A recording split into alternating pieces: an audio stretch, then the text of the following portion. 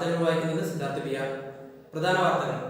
അധികൃതരുടെ അനാസ്ഥ മൂലം തുരുമ്പെടുത്ത് നശിച്ച് വളപട്ടണത്തെ കുട്ടികൾക്കായുള്ള പാർക്ക്. കനത്ത മഴയിൽ തളിപ്പറമ്പ് ചെറുവക്ക് മാർക്കറ്റ് റോഡിൽ ഗതാഗതം തടസ്സപ്പെട്ടു. പേരിലൊതുങ്ങി തൃകലങ്ങാട് ഗ്രാമപഞ്ചായത്ത് വഴിയൊരു വിശ്രമ കേന്ദ്രം. കോടികൾ മുടക്കി പ്രവർത്തനം ആരംഭിച്ച വെള്ളിക്കൽ ഇക്കോ ടൂറിസം പദ്ധതി പാതി വഴി. തിരുനാവായ ഫുട്ബോൾ ടൂർണമെന്റിന് ജൂലൈ 12 ശനിയാഴ്ച കലാശക്കളി നടന്നു. വാർത്തകൾ വിശദമായി. വളപട്ടണം ചിൽഡ്രൻസ് പാർക്ക് കാടുകയറി നശിക്കുന്നു. കുട്ടികൾ കളിച്ചുരസിക്കേണ്ട പാർക്ക് സന്ധ്യയായ സാമൂഹ്യ വിരുദ്ധരുടെ വിഹാര കേന്ദ്രം. അധികൃതരുടെ വലിയ അനാസ്ഥ തുറന്നു കാട്ടുന്നു. Channel Flash Wire exclusive. കുരുന്നിടങ്ങളിൽ കാട് കയറുമ്പോൾ. എന്നാൽ ഇന്ന് പാർക്കിന്റെ അവസ്ഥ ശോചനീയമാണ്. കൃത്യമായ നവീകരണമോ പരിപാലനമോ ഇല്ലാതെ തുരുമ്പെടുത്ത് നശിക്കുകയാണ് പാർക്കിലെ ഉപകരണങ്ങൾ. പാർക്ക് PWDയിൽ നിന്നും പഞ്ചായത്തിന് വിട്ടുകിട്ടാത്തതാണ് പാർക്കിന്റെ നവീകരണ പ്രവർത്തനങ്ങൾക്ക് തടസ്സമാകുന്നതെന്ന് വളപട്ടണം ഗ്രാമപഞ്ചായത്ത് വികസനകാര്യ standing committee chairman CV Noushad പറഞ്ഞു. വളപട്ടണം പഞ്ചായത്ത് സ്ഥിതി ചെയ്യുന്ന കുട്ടികളെ പാർക്കിനെ സംബന്ധിച്ചിട്ട് മുമ്പ് ശ്രീമതി ടീച്ചർ MP-ൻ്റെ ഫണ്ട് ഉപയോഗിച്ചിട്ട് ചെയ്ത പാർക്കാണത്. അത് PWD ആയിട്ടുള്ളൊരു തർക്കത്തിൻ്റെ അടിസ്ഥാനത്തിൽ പഞ്ചായത്തിൻ്റെ ആസ്തിയിലേക്ക് നമുക്കത് വിട്ടുകിട്ടിയില്ല. വിട്ടുകിട്ടാത്തതുകൊണ്ട് തന്നെ അതിൻ്റെ മെയിൻ്റനൻസ് വർക്ക് നമുക്കത് ചെയ്യാൻ പറ്റുന്നില്ല ഇതുവരെയായിട്ട്. എന്നിരുന്നാലും വാർഡ് മെമ്പറെ ശ്രമഫലമായിട്ടും നാട്ടുകാരുടെ ഒരു ശ്രമഫലമായിട്ടും വർഷത്തിലത് ശുചീകരിച്ചും കൊണ്ട് മറ്റുള്ള രീതിയിലേക്ക് അവിടെ സഞ്ചാരയോഗ്യമാക്കുന്ന രീതിയിലേക്ക് പ്രവർത്തനം നടന്നു പോകുന്നുണ്ട്. പഞ്ചായത്തിന് വിട്ടുകിട്ടുകയാണെങ്കിൽ നല്ലൊരു ചിൽഡ്രൻസ് പാർക്ക് അവിടെ വരുവാനും ബോട്ടിയെട്ടിയിൽ നിന്ന് വരുന്ന ആൾക്കാർക്ക് കുട്ടികൾക്കായിട്ട് ഉല്ലാസ കേന്ദ്രമായിട്ട് മാറ്റാൻ തന്നെ അത് സാധിക്കുന്നതാണ്. പാർക്കിലേക്കുള്ള റോഡിന്റെ ദുരവസ്ഥയും പാർക്കിങ്ങിന് മതിയായ സൗകര്യമില്ലാത്തതും സന്ദർശകർ എത്തുന്നതിന് തടസ്സമാകുന്ന പ്രധാന കാരണങ്ങളിലൊന്നാണ്. ക്യാമറ പേഴ്സൺ മിർഷയോടൊപ്പം Siddhartha PR, Flash Wire news, Mangattuparamba. Taliparamba Cheruvakkal market റോഡിൽ വെള്ളക്കെട്ട് പതിവായിട്ടും നഗരസഭ നടപടി സ്വീകരിക്കാത്തതിൽ പ്രദേശവാസികൾ പ്രതിഷേധത്തിൽ. മാർക്കറ്റ് റോഡിന്റെ സ്ഥിതി ഇങ്ങനെയാണ്. പുഴയാണോ റോഡാണോ എന്ന് തിരിച്ചറിയാൻ പറ്റാത്ത അവസ്ഥ. ഇന്ന് രാവിലെ മുതലുള്ള ശക്തമായ മഴയിൽ വെള്ളക്കെട്ട് രൂപപ്പെട്ടതിനെ തുടർന്ന് ഇതുവഴിയുള്ള ഗതാഗതം സ്തംഭിച്ചു. കാൽനടയാത്ര പോലും ദുഷ്കരമായി തീർന്നു. മഴ കുറഞ്ഞ് വെള്ളം ഇറങ്ങിയതിനു ശേഷമാണ് പിന്നീട് ഗതാഗതം പുനഃസ്ഥാപിച്ചത്.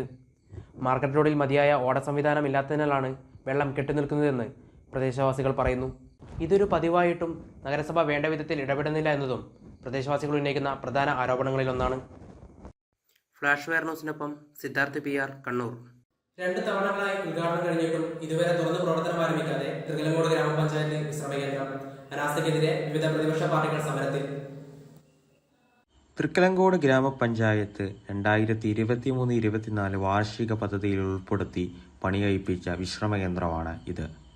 2024 മെയ് മാസത്തിൽ ഉദ്ഘാടനം ചെയ്തിട്ടും 2 വർഷം കഴിഞ്ഞിട്ടും ഇത് പ്രവർത്തനരഹിതമായിട്ടില്ല. ആദ്യഘട്ടത്തിൽ തുറന്നപ്പോൾ വെള്ളത്തിന്റെ ലഭ്യതക്കുറവുണ്ടായിരുന്നു. പിന്നീട് നടത്തിപ്പിക്കാറില്ല എന്നതുമാണ് പഞ്ചായത്ത് സമിതി നിരന്തരമുള്ള പ്രതിഷേധങ്ങൾക്ക് മറുപടിയായി ഉന്നയിക്കുന്ന ഉത്തരങ്ങൾ. ഇപ്പോൾ ഈ പറഞ്ഞു തന്നെയാണ് ഞങ്ങൾക്ക് എല്ലാവർക്കും പറയാനുള്ളത്. ഇവിടെ ഇപ്പോൾ എന്താണെന്ന് ചോദിച്ചാൽ ഈ ആയിരക്കണക്കിന് ആളുകൾ ഒരു ദിനേന എന്നോണം ഇവിടെ സഞ്ചരിച്ചുകൊണ്ടിരിക്കുന്ന ഒരു വഴിയാണിത്. ഇത് ഹൈവേ ആണ്. ഈ ഹൈവേയിൽ ഇത്രയും തിരക്ക് പിടിച്ച റോഡിൽ ഇങ്ങനെയൊരു സൗകര്യം ഉണ്ടാകുക എന്ന് പറഞ്ഞാൽ ജനങ്ങൾക്ക് എത്രയോ കാരുണ്യമായൊരു കാര്യമാണ്. ആ സംഗതിയാണ് ഇതേപോലെ അടഞ്ഞു കിടക്കുന്നത്. 5-ാം മാസത്തിൽ ഉദ്ഘാടനം കഴിഞ്ഞ ഈ സ്ഥാപനം യാതൊരു കാരണവശാലും ഇത് തുറക്കില്ല. അല്ലെങ്കിൽ അവർക്ക് ഉദ്ഘാടനം മാത്രമാണ് അവരുടെ ലക്ഷ്യം. അതിൽ എണ്ണം തയ്ക്കുക. ആ എണ്ണം എങ്ങനെയെങ്കിലും ബുക്കിൽ കയറ്റി എത്ര എണ്ണം ഉദ്ഘാടനം കഴിഞ്ഞു എന്ന് മാത്രമേ ഉള്ളൂ ഇവിടുത്തെ ഭരണസമിതിക്കുള്ള ഒരു തീരുമാനം. അതിലപ്പുറമായിട്ട് ജനങ്ങൾക്ക് ഉപകാരം ഉണ്ടാവണമെന്ന് ആർക്കുമില്ല. അതാണ് ഇവിടെ സംഭവിച്ചുകൊണ്ടിരിക്കുന്നത്.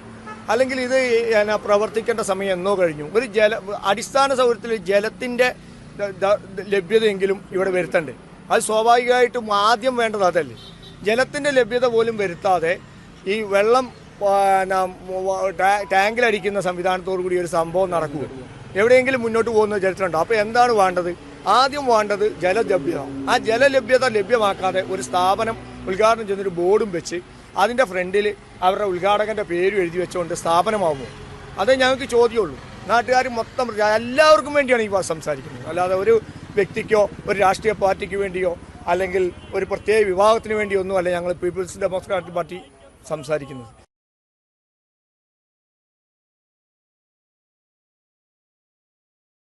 ഊട്ടി നിലമ്പൂർ റോഡിലുള്ള ഈ വിശ്രമകേന്ദ്രം അടഞ്ഞു കിടക്കുന്നതോടുകൂടി അന്തർ സംസ്ഥാന യാത്രക്കാർക്കുള്ള വിശ്രമിക്കാനുള്ള ഏക ആശ്രയമാണ് ഇതോടെ ഇല്ലാതാവുന്നത്. Flash wear, Malappuram. കോടികൾ മുടക്കി പണിതിട്ടും അവതാളത്തിലായി വെള്ളിക്കൽ ഇക്കോ ടൂറിസം. അധികൃതരുടെ അനാസ്ഥ മൂലം യാതൊരു തര തിരിഞ്ഞുനോട്ടവുമില്ലാതെ ഈ പ്രദേശം തുടരുന്നു. കോടികൾ മുടക്കി പണിതിട്ടും അധികാരികളുടെ കെടുകാര്യസ്ഥത മൂലം അവതാളത്തിലായിരിക്കുകയാണ് വെള്ളിക്കൽ ഇക്കോ ടൂറിസം കേന്ദ്രം. ജില്ലാ ടൂറിസം പദ്ധതിയുടെ കീഴിൽ പ്രവർത്തനം ആരംഭിച്ച ടൂറിസം പദ്ധതികൾ ഇന്ന് കോടികളുടെ നഷ്ടത്തിലാണ്. 150ഓളം സോളാർ പാനലുകൾ തകർന്നു വെളിച്ചമില്ലാതെ പ്രദേശം ഇരുട്ടിൽ തപ്പുകയാണ്. നടപ്പാതകൾ, ഇരിപ്പിടങ്ങൾ, ഊഞ്ഞാലുകൾ എന്നിവ പൂർണ്ണമായും തകർന്ന അതീവ ശോചനീയാവസ്ഥയായിരിക്കുകയാണ് ഇന്ന്.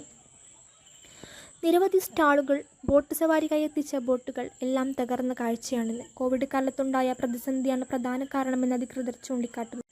ഫിഷറീസ് വകുപ്പിന് കീഴിൽ പ്രവർത്തനം ആരംഭിച്ച പാർക്ക് വ്യൂ എന്ന ഭക്ഷണശാല ഇന്ന് തുരുമ്പി ദ്രവിച്ചു കാട് മൂടിക്കിടക്കുന്ന അവസ്ഥയാണ്. വലിയ വിജയകരമായി ആരംഭിച്ച ഈ പദ്ധതിയുടെ നഷ്ടക്കണക്കുകൾ ഇങ്ങനെ ഒട്ടേറെയുണ്ട്. ഇതിപ്പം വീഡിയോ ഒന്നും കാണാനില്ല. ഉള്ളതെല്ലാം പൊട്ടിപ്പൊളിഞ്ഞു പോയി. ലൈറ്റെല്ലാം പിന്നെ ഇത് ഉപ്പുവെള്ളമാണ്. ഉപ്പുവെള്ളം ഇപ്പം കുളിർവെള്ളം. ആ ഉപ്പുവെള്ളമുള്ള സമയത്ത് ഇത് ദ്രവിച്ചു പോകുന്ന സാധനം ഇതിൻ്റെ ഈ പൈപ്പും ഇതെല്ലാം ലൈറ്റിൻ്റെ അത് കംപ്ലീറ്റ് ദ്രവിച്ചു പോയി, എല്ലാം പൊട്ടിപ്പോയി. ഇപ്പം ആദ്യം പണി തുടങ്ങുന്നുണ്ട് എന്നാൽ പറഞ്ഞത് ഇവിടെ ഒന്നും തുടങ്ങിയിട്ട് കാണുന്നില്ല. നല്ല ഇതിൽ പോയ പാർക്കാണ്. പിന്നെ ആൾക്കാർ ഒരുപാടുണ്ടായിട്ടുണ്ട്. ഒരുപാട് ചെറിയ ബിസിനസ് ഒരുപാട് വൈകുന്നേരം ഞായറാഴ്ചകളിൽ ഭയങ്കര തിരക്കായിരുന്നു. അങ്ങനെ ഇവിടെ പിന്നെ സോളാർ ലൈറ്റ് അങ്ങനെ ഒരുപാട് ലൈറ്റുകൾ. അപ്പോൾ രാത്രി വരുമ്പോൾ വെളിച്ചങ്ങളിൽ ഇവിടെ രാത്രി ബാറ്ററിയിൽ മോഷ്ടിച്ച് സർക്കാരിൻ്റെ തന്നെ മൊത്തം ഇവിടെ അനാസ്ഥയായി. അങ്ങനെ ഇത് ആർക്കും വേണ്ടാതൊരു സ്ഥലമായി. ഇപ്പോൾ വൈകുന്നേരമായ സാമൂഹ്യ വിദ്യരും മറ്റേ അങ്ങനെയുള്ളതായിട്ടാണ് ഇവിടെ. ഒട്ടേറെ വികസന സാധ്യതകളുള്ള വെള്ളിക്കൽ ഇക്കോ ടൂറിസം പാർക്കിൻ്റെ നവീകരണത്തിനും വികസനത്തിനുമായി പുതിയ നാൾ വഴികൾ തുറക്കുമെന്ന് പ്രതീക്ഷിച്ചുകൊണ്ട് ക്യാമറമാൻ സിദ്ധാർത്ഥിനോടൊപ്പം ഹഫീഫ റിപ്പോർട്ട് ചെയ്യുന്നു. Flash wear, Kannur. കാൽപന്തെന്നും ഹരമായ മലപ്പുറത്ത് മൺസൂൺ കാല ഫുട്ബോൾ ടൂർണമെന്റ് സംഘടിപ്പിച്ചിരിക്കുകയാണ്. തിരൂരിലെ യുവാക്കളുടെ സംഘടന ടീം പാടി. ടൂർണമെന്റിന്റെ കലാശക്കളി ജൂലൈ 12 ശനിയാഴ്ച തിരുനാവായ സ്പോർട്സ് സിറ്റിയിൽ വെച്ച് നടന്നു. ഈ മൺസൂൺ കാലത്തും കാൽപന്തിനെ ഒരു ഹരമായി കാണുന്ന മലപ്പുറത്ത് 3 ദിവസമായി തിരുനാവായ കോൾ ഓഫ് സ്പോർട്സ് സിറ്റിയിൽ നടന്നു വന്നിരുന്ന 1ാമത് അഖില Kerala sevens flood light football ടൂർണമെന്റിന് ജൂലൈ 12 ശനിയാഴ്ച കലാശക്കളി നടന്നു. തിരുനാവായ പരിധിയിലെ ടീം പാടി കുറ്റൂരിന്റെ ആഭിമുഖ്യത്തിലായിരുന്നു ടൂർണമെന്റ് സംഘടിപ്പിച്ചിരുന്നത്. 16 ടീമുകളായിരുന്നു ഈ മൺസൂൺ കാല ടൂർണമെന്റിൽ പങ്കെടുത്തത്.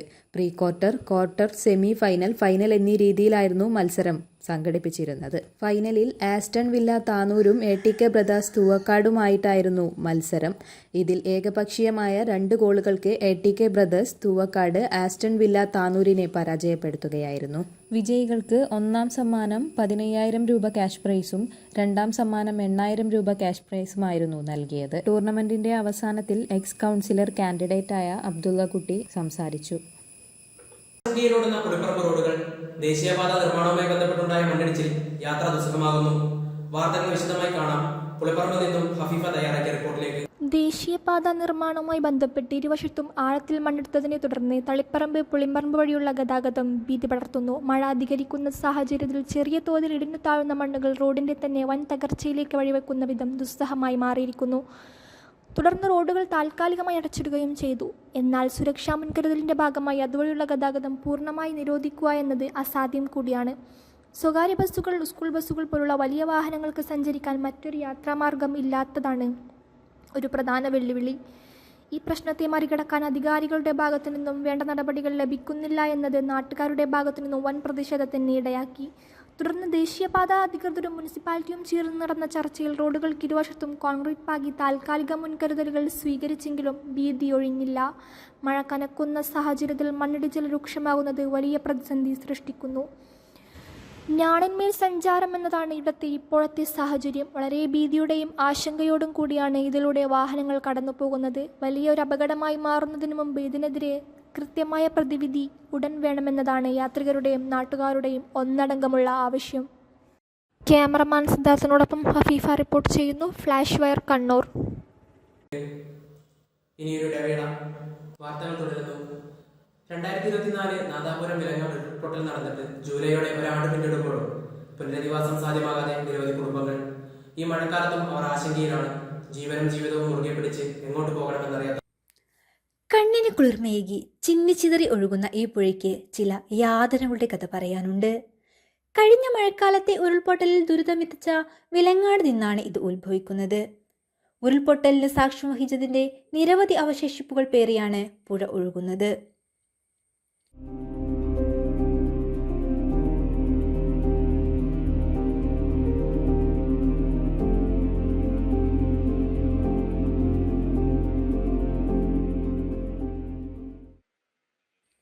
നാട്ടുകാരിൽ ചിലരുടെ പെട്ടെന്നുള്ള ഇടപെടൽ മൂലമാണ് വൻ ആളപായം ഒഴിവായത്.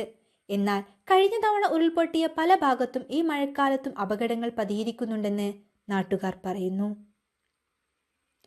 ദുരന്തബാധിത മേഖലയിൽ താമസിക്കരുതെന്ന് സർക്കാർ ഉദ്യോഗസ്ഥർ പറയുന്നുണ്ടെങ്കിലും ഒട്ടേറെ പേർ ഇപ്പോഴും ഇവിടെ താമസിക്കുന്നുണ്ട്. ഉരുൾപൊട്ടലുണ്ടായ വിലങ്ങാട് 29 വീടുകളുടെ പുനർനിർമ്മാണത്തിന് 15 ലക്ഷം രൂപ വീതം സർക്കാർ വിഹിതം ലഭ്യമാക്കിയെങ്കിലും ദുരിതബാധിതമായി പ്രഖ്യാപിക്കപ്പെട്ട 3 വാർഡുകളിലെ നിർമ്മാണ പ്രവർത്തികൾക്ക് കളക്ടർ ഏർപ്പെടുത്തിയ വിലക്ക് നിലനിൽക്കുന്നതും ഇവിടെ പ്രതിസന്ധി സൃഷ്ടിക്കുന്നു.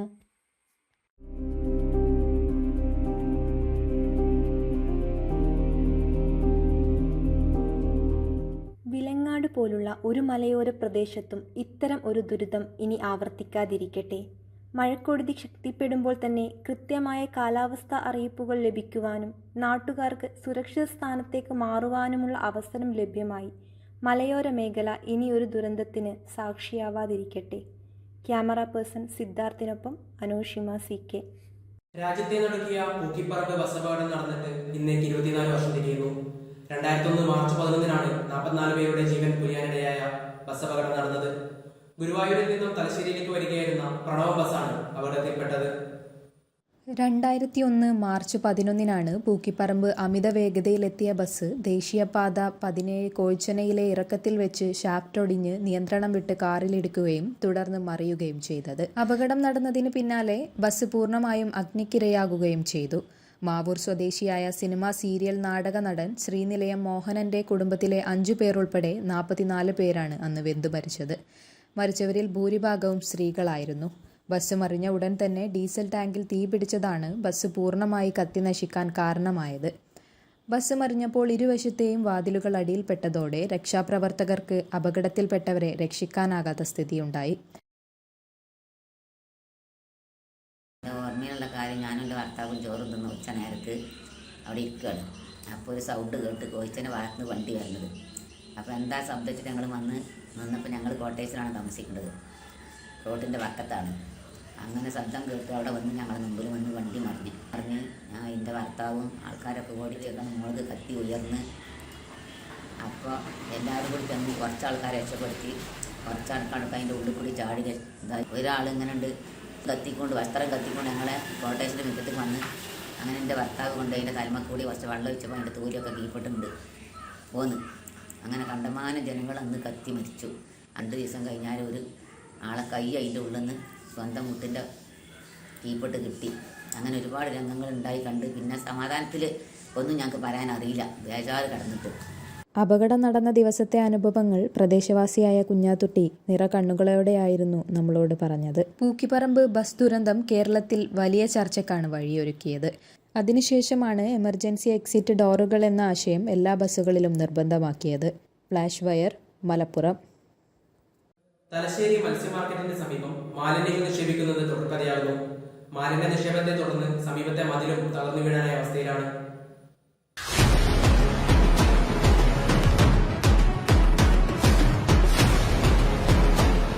പ്ലാസ്റ്റിക് ഭക്ഷ്യ അവശിഷ്ടങ്ങൾ തുടങ്ങിയവയാണ് മത്സ്യ മാർക്കറ്റിന് സമീപത്തെ മതിൽക്കെട്ടിനുള്ളിലേക്ക് തള്ളുന്നത്. മതിലിന് സമീപത്തായി ചെറിയ റോഡുകളും കടകളും ഉള്ളതിനാൽ യാത്രക്കാരും ഒപ്പം വ്യാപാരികളും വലിയ ബുദ്ധിമുട്ടാണ് അനുഭവിക്കുന്നത്. ദുർഗന്ധവും മലിനജലവും വലിയ പരിസ്ഥിതി പ്രശ്നങ്ങളിലേക്ക് നയിക്കും. മതിലും അപകടാവസ്ഥയിലാണ്. വീണാൽ അടുത്തുള്ള കടകളെയും പാതയെയും നേരിട്ട് ബാധിക്കപ്പെടും. അതിനു മുമ്പ് നടപടിയെടുക്കേണ്ടതുണ്ട്. മത്സ്യവിപണിയിൽ ദിവസവും 100 കണക്കിന് ആളുകൾ എത്തുന്ന സാഹചര്യത്തിൽ ഈ ദുർഗന്ധം മാത്രമല്ല, മതിൽ ഇടിഞ്ഞാൽ ആളുകളും മത്സ്യവ്യാപാരികളും നേരിടേണ്ടി വരുന്ന അപകട സാധ്യതയും വൻ ഭീഷണിയാണ്.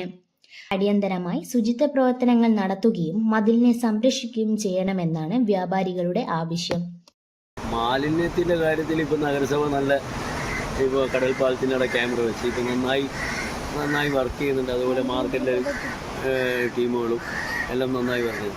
ഇപ്പോൾ പോർട്ടിൻ്റെ സ്ഥലത്ത് ദൂരത്ത് നിന്ന് ആൾക്കാർ വന്നിട്ട് ഈ കല്യാണ വീട്ടിലെ വേസ്റ്റുകൾ അത് നമ്മളൊന്നും ഇല്ലാത്ത സമയത്ത് പാതിരാക്ക് 1 മണിക്ക് എല്ലാം ആൾമാരായിട്ടാണ് ഇതെല്ലാം ചെയ്യുന്നത്.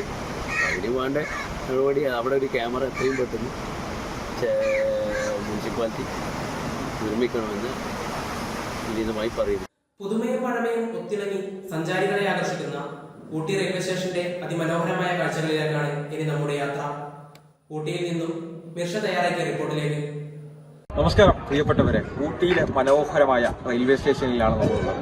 വളരെയധികം പ്രാചീന കാലം മുതൽ തന്നെ ഈ റെയിൽവേ സ്റ്റേഷൻ അതിമനോഹരമാണ്. സഞ്ചാരികൾ വിവിധ ഇടങ്ങളിൽ നിന്നുള്ള സഞ്ചാരികളാണ് ഇവിടെ ദിനം പ്രതി എത്തിക്കൊണ്ടിരിക്കുന്നത്. അഥവാ ഉദകമണ്ഡലം എന്നാണ് ഈ റെയിൽവേ സ്റ്റേഷന്റെ പേര്. മേട്ടുപാളയം കൂന്നൂർ റൂട്ടിലാണ് ഇത് ഉള്ളത്. നിലവിൽ ഒരുപാട് സഞ്ചാരികൾ ഇവിടെ എത്തുന്നുണ്ട്. നിലവിൽ നല്ല ഒരു ഹിൽ സ്റ്റേഷനായ ഊട്ടിയിലെത്തുന്ന ഓരോ സഞ്ചാരികളുടെയും ഒരു ഇഷ്ടകേന്ദ്രം കൂടിയാണ്. ഊട്ടി മലയാളിക്ക് എന്നും ഒരു വികാരമാണ്. ആ വികാരത്തോട് ചേർന്ന് നിൽക്കുന്ന പേര് കൂടിയാണ് ഉദകമണ്ഡലം റെയിൽവേ സ്റ്റേഷൻ അഥവാ ഊട്ടി റെയിൽവേ സ്റ്റേഷൻ. ഈ ട്രെയിൻ പാലത്തിലൂടെ ജീവിതത്തിൽ ഒരിക്കലെങ്കിലും നമ്മളൊന്ന് യാത്ര ചെയ്യണം. അത്രമേൽ മനോഹരമാണ് ഇവിടെയുള്ള കാഴ്ചകളെല്ലാം. ബ്രിട്ടീഷുകാർ ഉപയോഗിച്ച പല വസ്തുക്കളും ഇവിടെ സൂക്ഷിച്ച ഒരു മ്യൂസിയവും ഇതിന് സമീപത്ത് തന്നെയുണ്ട്. 1854 കാലഘട്ടത്തിൽ ബ്രിട്ടീഷുകാരാണ് റെയിൽവേയുടെ നിർമ്മാണം ആരംഭിച്ചത്. സമുദ്രനിരപ്പിൽ നിന്ന് 330 മീറ്റർ ഉയരത്തിലുള്ള മേട്ടുവാളയത്തിൽ നിന്ന് 46 കിലോമീറ്റർ അകലെയുള്ള ഊട്ടിയിലേക്കാണ് തീവണ്ടി സഞ്ചരിക്കുന്നത്. പഴയ കാലത്തുള്ള ഒരു റെയിൽവേ സ്റ്റേഷൻ പോലൊക്കെ തോന്നി എനിക്ക്. ഇങ്ങനത്തെ റെയിൽവേ സ്റ്റേഷൻ ഇവിടെ മാത്രമേ ഉള്ളൂ, വേറെ എവിടെ ഞാൻ കണ്ടിട്ടില്ല. വേറെ എക്സ്പീരിയൻസും തന്നെയാണ്, നല്ല അഭിപ്രായം തന്നെ. ഇങ്ങനെ ഇടയ്ക്ക് വരാറുണ്ടോ ഇങ്ങോട്ടൊക്കെ? ഇതിന്റെ 3ാമത്തെ വരവാണ് അവിടെ.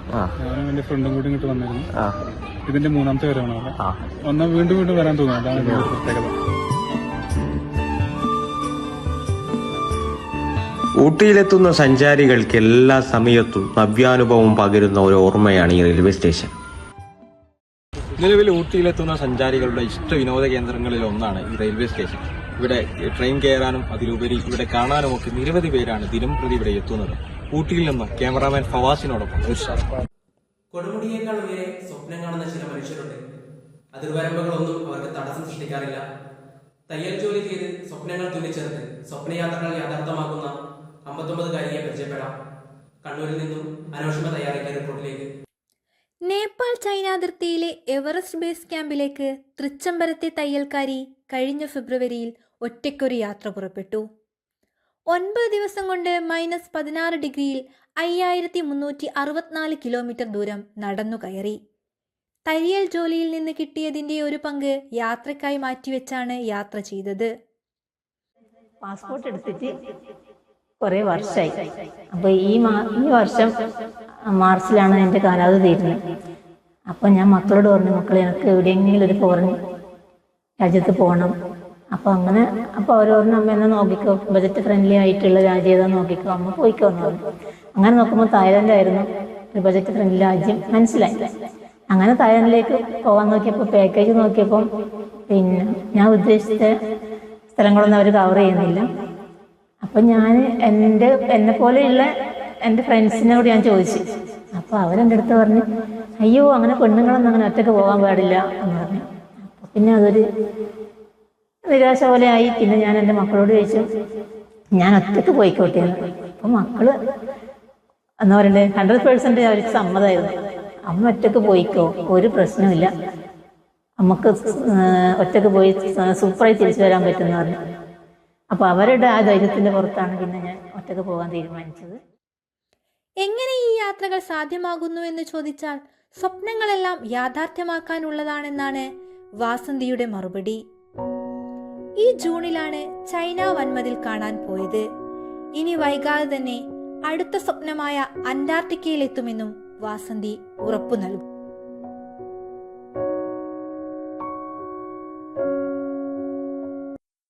ക്യാമറ പേഴ്സൺ സിദ്ധാർത്ഥിനൊപ്പം അനോഷിമ സിക്കി. പഴങ്ങളിൽ രാജാവായ മാമ്പഴത്തിന്റെ മാധുര്യം മാമ്പഴപ്രേമികളുമായി പങ്കുവെച്ച് ഒരമ്മയും മകനും. വടക്കമ്പാട് ലിസി, മകൻ ഷിജോ എന്നിവരാണ്. കാണാം അവന്തിക തയ്യാറാക്കിയ റിപ്പോർട്ടിലേക്ക്.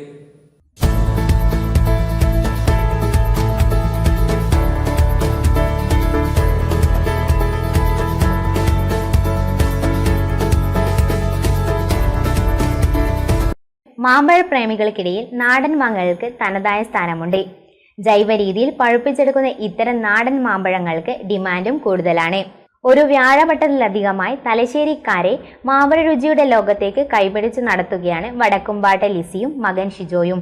വിവിധയിടങ്ങളിൽ നിന്നും ശേഖരിക്കുന്ന വൈവിധ്യമാർന്ന മാമ്പഴങ്ങൾ ജൈവികമായി പഴുപ്പിച്ചാണ് വിൽപ്പന നടത്തുന്നത്. ഇവരെ തേടി സ്ഥിരമായി എത്തുന്ന ഉപഭോക്താക്കൾ ഏറെയാണ്. നാടൻ മാമ്പഴങ്ങളിൽ തനതായ ഗന്ധവും രുചിയുമുള്ള കുറ്റ്യാട്ടൂർ മാങ്ങകളാണ് ആദ്യം ഇവർ വിൽപ്പനയ്ക്കെത്തിച്ചത്. ഇന്ന് 13 സ്റ്റാളുകളിലായി 40ഓളം തരം മാങ്ങകൾ വിൽപ്പന നടത്തുന്നുണ്ടെന്ന് ഇവർ പറയുന്നു. ഞാനും എൻ്റെ മോനും കൂടെ നടത്തുന്നതാണ്. നമ്മൾ 13 വർഷമായി തലശ്ശേരിയിൽ സ്റ്റേഡിയത്തിൻ്റെ അടുത്ത് ഞാൻ വിൽക്കുന്നുണ്ട്. എൻ്റെ മോൻ പല സ്റ്റാളുകളിൽ മാങ്ങ എത്തിച്ചു കൊടുക്കുന്നത് നമ്മുടെ തന്നെ സ്റ്റാളുകളുണ്ട്. അത് എൻ്റെ ആൾക്കാർ എന്നെ നോക്കിയിട്ട് തന്നെ അമ്മേരെ വരുന്നുണ്ട്. എൻ്റെ കസ്റ്റമർ എനിക്കിപ്പോൾ തന്നെയുണ്ട്. ഇപ്പോൾ ലേശം സാമ്പത്തികമായിട്ട് കുറച്ച് കച്ചവടത്തിനുണ്ടാവുന്നതാണ്. പിന്നെ കുറ്റ്യാട്ടൂർ മാങ്ങയുണ്ട്, സിന്ദൂരം മാങ്ങയുണ്ട്, ഒളോറ് മാങ്ങയുണ്ട്, മൂവാണ്ടൻ മാങ്ങയുണ്ട്, പാലാപ്പഴമുണ്ട്, മൈഗോവയുണ്ട്, കുളമ്പുണ്ട്, പ്രിയൂറുണ്ട്, പിന്നെ അപ്പൂസുണ്ട്. അങ്ങനെ പറഞ്ഞാൽ തീരാത്ത മാങ്ങകളുണ്ട്. എല്ലാ പേരൊന്നും ചിലർക്ക് കിട്ടൂല. ഞാൻ നാട്ടുമാങ്ങകളെ ജൈവ രീതിയിൽ പുള്ളിൽ പഴിപ്പിച്ചെടുക്കുന്നതാണ് എൻ്റെ പണി. 13 വർഷത്തോളമായി ചെയ്യുന്നത്.